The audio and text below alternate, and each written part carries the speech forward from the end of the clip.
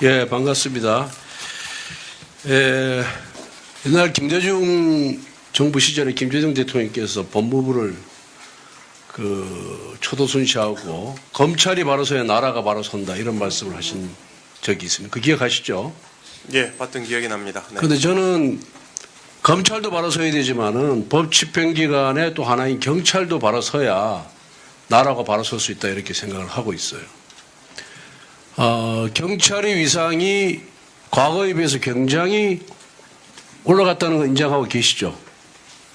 뭐 다양한 평가가 있다고 듣고 있습니다. 예, 조직도 과거에 비해서 굉장히 확대가 됐고 권한도 확대가 됐어요.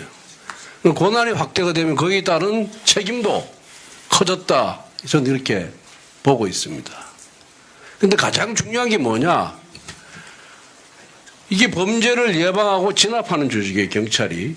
그리고 당사자 간의 법적 분쟁이 있을 때, 고소고발 사건이 있을 때 이것을 깔끔하게 해결해 줄 수 있는 이 기관이 바로 경찰입니다.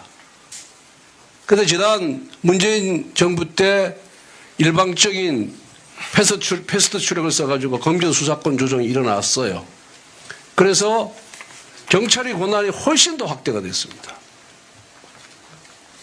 저는 경찰이 수사권을 더 많이 갖는 것에 대해서 반대하는 사람은 아닙니다. 그동안 검찰의 수사권이 지나치게 확대되어 있었기 때문에 검찰의 수사권을 점진적으로 축소하는 방향으로 가는 것이 맞다. 저는 그렇게 생각을 하고 있고 그렇게 주장도 했어요. 그런데 그때 민감용 당시 경찰청장이 제가 20대 국회 말에 우리 당의 사개특위 위원장, 즉 다시 말해서 검경 수사권 조정 총책임자였는데 찾아왔을 때 너무 경찰의 권한을 많이 갖고 가려고 그러는 거예요. 제가 그때 이 말을 했습니다. 지금도 여러분들한테 말씀을 드리는 거니까 잘 들어두세요.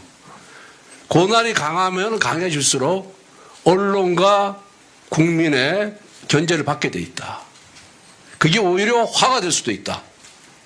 과거 국가정보원이 무소불위의 권력을 누리다가 결국 고난 철퇴를 맞았다. 검찰도 무소불위의 권한을 갖고 있다가 이 수사권 축소라는 이런 비판의 직면에 있다. 경찰도 권한이 강해지면 강해질수록 더 많은 감시가 뒤따르기 때문에 오히려 국민의 비판에 직면할 것이다.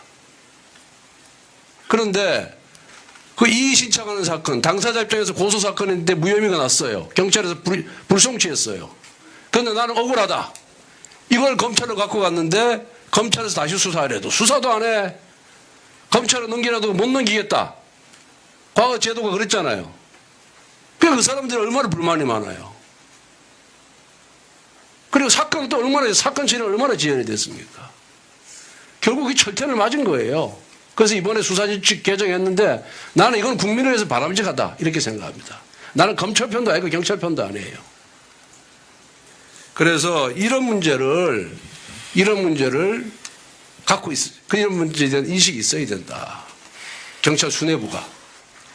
그리고 지난 정권 때 보면은 경찰 수뇌부가 잘한 게 하나도 없어요. 그냥 권력 편만 드는 거예요. 정권 편만 드는 거예요. 드루킹 사건 때 어떻게 했습니까?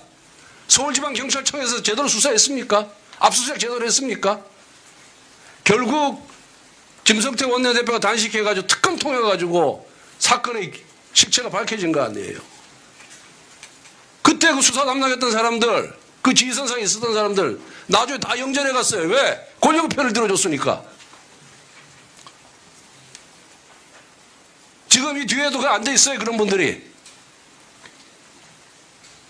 여당과 관련된 사건은 수사 제대로 안 하고 야당과 관련된 사건은 기약 신속하게 정광석처럼 수사하고 아주 정권에 경질된 사람들이 지금 뒤에 앉아 있다고 지금.